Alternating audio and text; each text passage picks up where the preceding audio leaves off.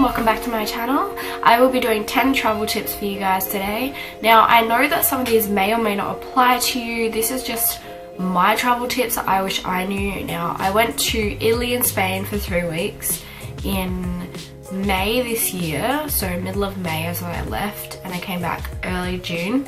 But I know that some of this may not apply to you. I just hope that maybe some of these might help you, as I really wish I knew this stuff before I left. And I do apologise in advance. I'm actually sick at the moment with a cold, but I really wanted to make this video. I've already been home for a couple months and it's kind of long overdue. So I'm just going to jump straight into this video. These aren't numbered in any layer of like importance or anything, they're just sort of whatever, but I will admit number one is definitely the one that I wish I knew the most, which is Google Maps.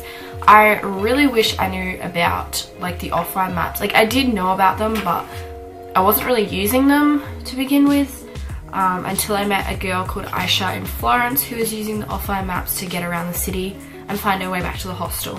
I was using paper maps that I'd printed out to get from the train station to my hostel, and that just created so many issues. I got lost. It was just terrible. So Google Maps is definitely something you should do. Just be aware that the offline maps do expire after about 30 days, so you may have to re-download them. So maybe don't download them too far before your trip, maybe just like a week or so beforehand. Number two is pack less. Honestly, less is more. You do not need 30,000 bottoms, 20 tops, like it's just not necessary. I had a 40-litre backpack, which is a perfect size backpack, but I bring too much stuff, and it's really silly of me because I've been researching like packing videos for a long time, but I thought I could get away with having, you know, more things, and it was just silly and I wish I didn't do it. And this doesn't just apply to clothes. I bring way too many electronics. I had my laptop, my camera, my phone, my portable phone charger, my hard drive, a few USBs and a card reader, my Kindle, my iPod. Too much. You don't need it all. Your phone can be your camera, your music. Portable phone charger is great so that you don't run out of battery. I mean, you can bring your camera if you want, and your laptop is probably necessary. Kindle is good, but I read on my phone on Wattpad, so it's kind of not necessary. Only really bring that kind of stuff if you think you need it.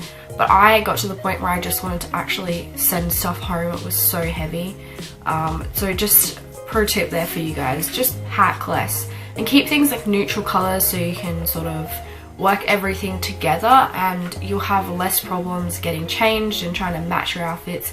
When you're packing for your trip, make sure that everything you have matches and your accessories have color, because that will just make you look a bit nicer. Number three, bring a jacket. Now, you don't need to bring like a coat or anything unless you're going somewhere really cold, but I do recommend just bringing like a light jacket is great, like a windbreaker or something. Good for rain as well. I was going for the summer period, but I thought, oh, I could just buy one there, and I never ended up finding a jacket I liked.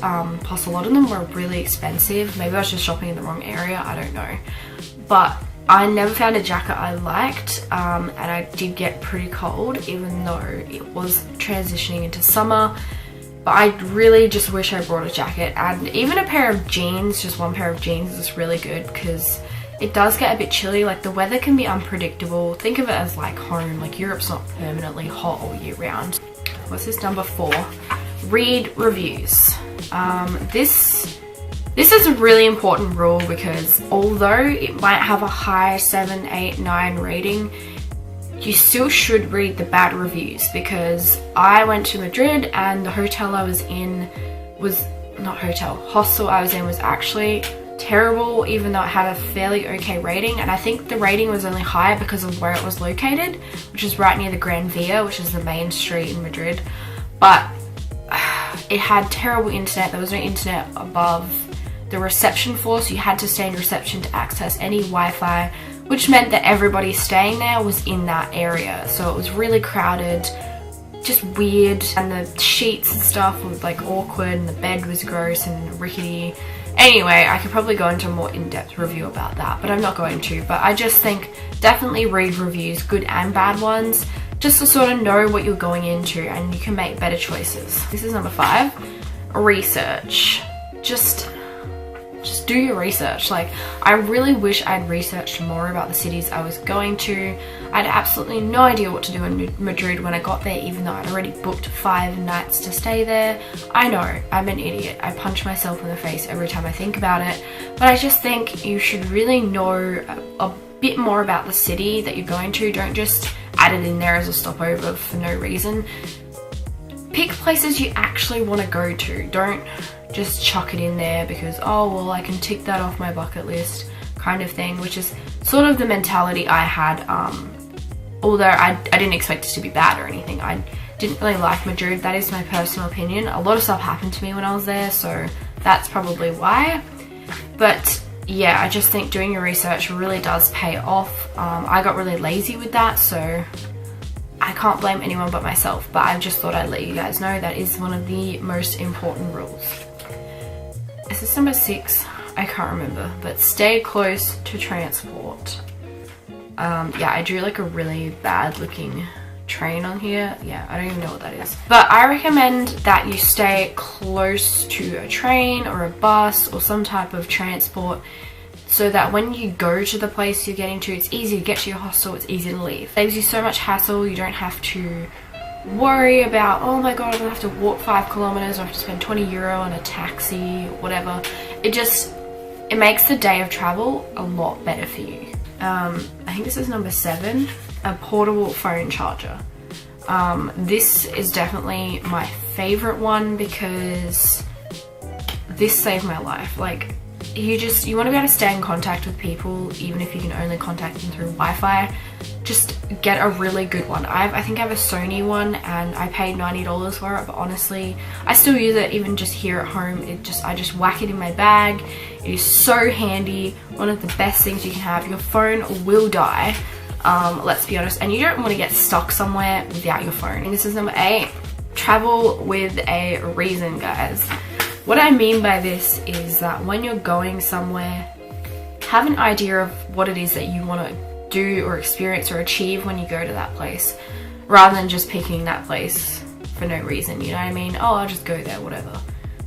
Pick places you really want to go to. Like, if you've read that you can eat cool chocolate, amazing chocolate things in this country, and you go to Amsterdam, you can have amazing hot chocolate or something, you know what I mean?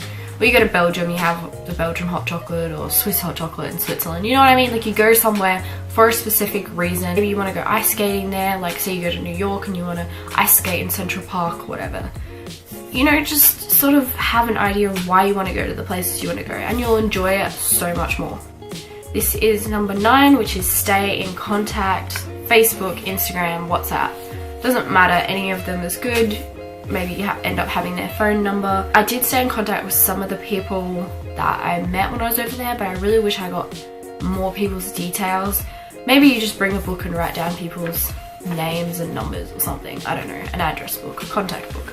But I really feel like that's important, and you know, then you can have friends all around the world. Maybe you'll go to America where they're from, or wherever, and you meet up or something. I think that's really cool. Number 10 is, I don't know why it's deodorant, but number 10, bring some freaking perfume or deodorant or something, because after a whole day of walking around, you're gonna smell really bad. And sometimes, like, there's already 10 people using the showers, or your bag gets stinky from having dirty laundry in it. Just bring some deodorant, perfume, cologne, whatever.